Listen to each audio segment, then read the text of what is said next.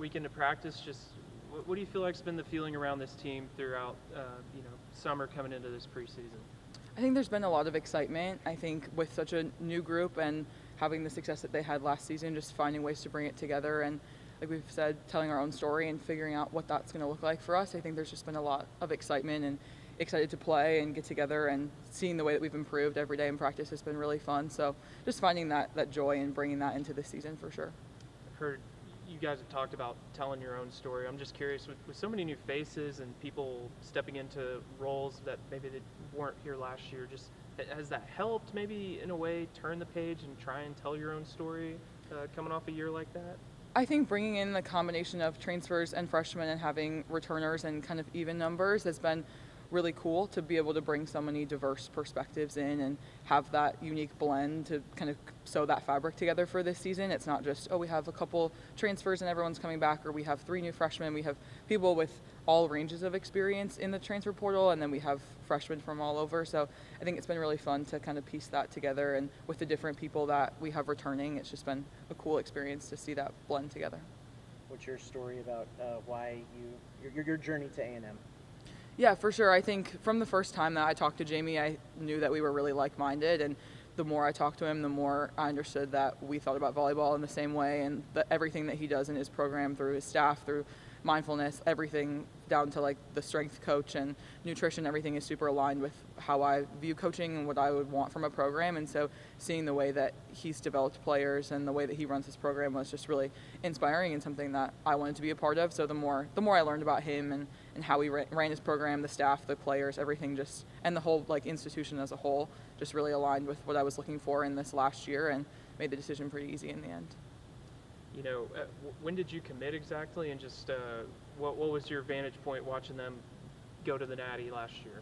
Yeah, it was really cool. I think being in the portal while they're on the run is like, you don't always know what's going to happen. Like talking to anyone, you never know if they're going to keep playing or lose out. But I committed between the Final Four game and the national championship. So then it was cool to be able to watch the national championship knowing that that's the school you're going to go play for, regardless of the outcome. Obviously, we're happy with the way that it went down. But it was cool to kind of see that run and see that the way that the coaches acted throughout that and how their personalities and what they were saying didn't really change throughout that process, whether they were winning the Natty or if they had lost to Louisville, it would have been the same from who they were as people. So that was really cool. Where were you watching that game at, if you remember? Yeah, I was at the Final Four game, and then I was back home in Madison with my family, just on the couch in our family room watching the game. My whole family was there. No one besides my family knew that that's where I was going yet, because everyone announced after the national championship. So it was cool to just be there with my family and get to watch it at home and cheer them on. Was it hard to keep that in, and knowing you had some big news on the horizon, not to spill the beans, I guess, at that point? I don't think so. I think we had been in the portal for so long, and everyone was speculating about what was going to happen for everyone in the portal, like regardless of who you are, people talk. So I think it was cool to watch and then be able to announce that afterwards. But I didn't want anything to be about me or about Kai or any of us. I think we all wanted the story to be about them and be able to just come in and do our thing in the spring and know that that was their moment, for sure. What has stood out to you as some of the strengths of the squad so far? I think we're just really connected, and everyone has really grown together throughout the spring. I think we've done a really good job of getting better at the things that we've wanted to get better at. I think the coachability of the group and the way that we've been able to make changes, even from the whole spring, but then in these last 2 weeks, every day, I think I see us getting better at something. And the fact that we're able to look at the skills we have up on the board and say that got better today, I think that's been something that I've been really excited about and will serve us well throughout the season. What do you see as the strengths of your game in particular, and just some of the things that you've been working on to take your game to another level this offseason?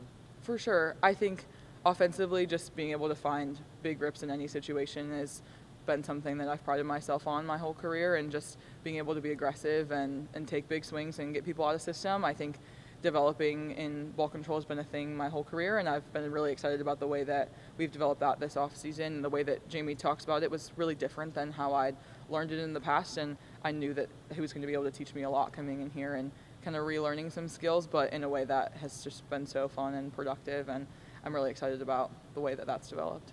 The duo on the outside between you and Kendall, I mean, does that just fire you up thinking about it? And, like, do you think y'all have the ability to be one of the best outside duos in the country?